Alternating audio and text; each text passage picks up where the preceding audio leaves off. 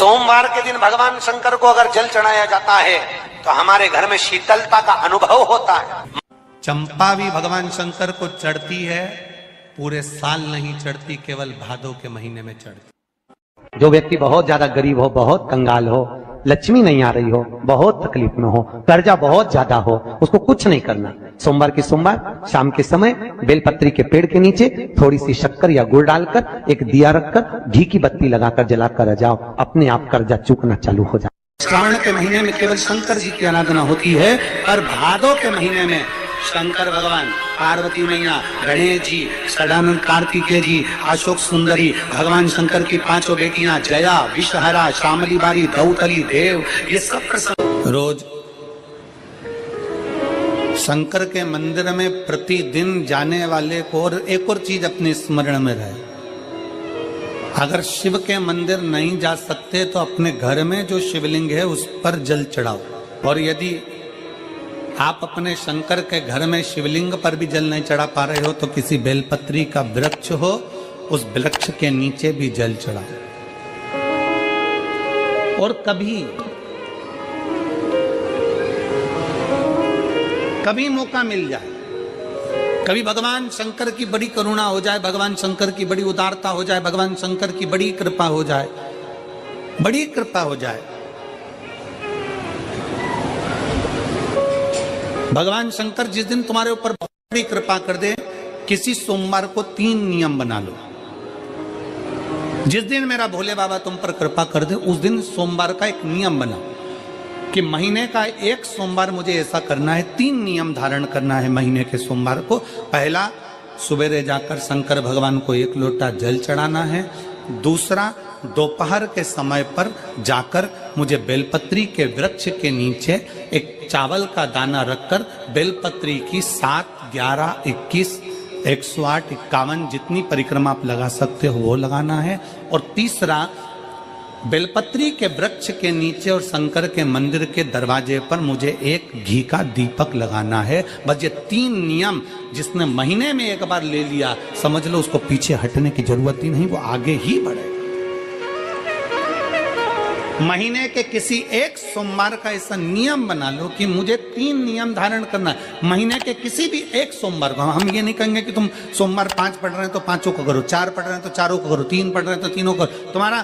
तुम तो महीने का एक सोमवार का नियम बना। और मेरी जीजियों से, मेरी बेटियों से जो विदेश में रह रही हैं, जो कहीं बाहर रह रही हैं, कहीं बड़े शहर में रह रही हैं, जो रोज मंदिर नहीं जा सकते, हर किसी महीने के एक सोमवार को भी ये नियम निर्धारण थे, तो उनसे कहेंगे कि 3 महीने में एक सोमवार का नियम बना लो। 3 महीने में नहीं बना सकते तो 6 महीने में एक सोमवार का नियम बना लो। और 6 महीने में नहीं बना सकते तो 1 साल में एक सोमवार का ऐसा नियम बना लो कि मैं साल का एक सोमवार ऐसा रहूंगी कि सुबह सोमवार के दिन मंदिर में जाकर जल चढ़ाऊंगी, दोपहर में जाकर बाबा को एक अक्षत का दाना रखकर, अक्षत का मतलब है कि बाबा मेरी दिनों दिन उन्नति करना। बेलपत्री के वृक्ष के नीचे जो अक्षत रखा जाता है वो उन्नति के लिए रखा जाता है। शंकर के शिवलिंग पर जो अक्षत रखा जाता है वो रोग मुक्ति के लिए रखा जाता है। अशोक सुंदरी पर जो अक्षत रखा जाता है वो संतान प्राप्ति के लिए रखा जाता है। सदानंद कार्तिकेय की ओर जो अक्षत रखा जाता है वो हमारे बच्चों की सुख समृद्धि के लिए रखा जाता है। विनायक की ओर,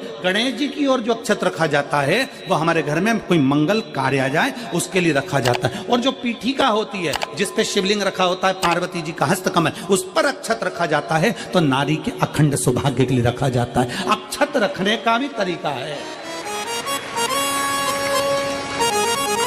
एक चावल का दाना कहाँ रखा जाता है, क्यों रखा जाता है, कैसे रखा। अब कई लोग कहते हैं गुरुजी ये शिव महापुराण में आप ये नियम बताते हो, तरीका बताते हो। हम तो उनसे कहेंगे डॉक्टर के पास जाओगे तो डॉक्टर भी गोली लिखकर ये नहीं कह देगा कि ये सारी गोली एक साथ खा जा।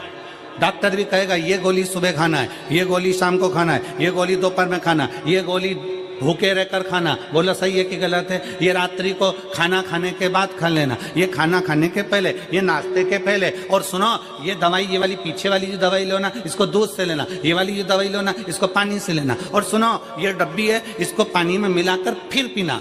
दवाई लेने का भी तरीका है, उसी तरह शिव महापुराण में एक एक अक्षत का भी तरीका है और एक एक बेलपत्री का भी तरीका है।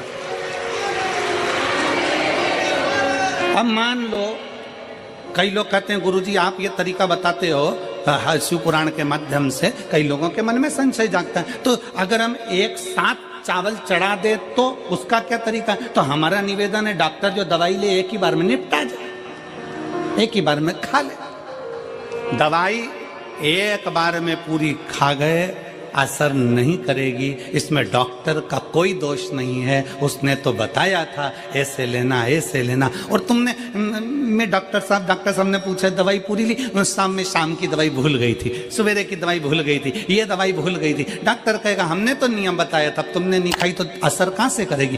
तुम असर कब करती है? जब हम पूजन के तरीके को जान जाएं, जब हम अर्चना के तरीके को जाएं। आप साल भर का एक सोमवार निकाल लो, 6 महीने का एक सोमवार निकाल लो, 3 महीने का एक सोमवार निकाल लो, महीने का एक सोमवार निकाल लो, अपने से दिल में बन जाए तो एक सोमवार ऐसा निकालो जिसके 3 नियम धारण हो। पहला, उसी सोमवार जिसको कर रहे हो उस दिन सुबह जल चढ़ाना। दूसरे, दोपहर के समय पर जाकर बेलपत्री के वृक्ष के नीचे एक चावल का दाना रखना, और परिक्रमा बेलपत्र की जितनी तुमसे बन जाए, जितनी तुम्हारे शरीर की कैपेसिटी हो, जितना तुम्हारा शरीर चलते बन जाए। हम तो ये भी नहीं कहते कि तुम भूखे रहकर भगवान का भजन करो, हम कभी नहीं कहते। हम तो यहां तक कहते हैं, हमारे पुष्टि मार्ग में यहां तक कहा गया कि वल्लभ कुल की एकादशी करो, भले बकरी जैसे चरो पर एकादशी करो। हम तो यहाँ तक कहते हैं कि बहुत समय से कल मेरी एकादशी है, एकादशी है, एकादशी है, एकादशी है, पूरे घर को हिलाकर रख दिया, एकादशी है, एकादशी, एकादशी है। बहु टेंशन में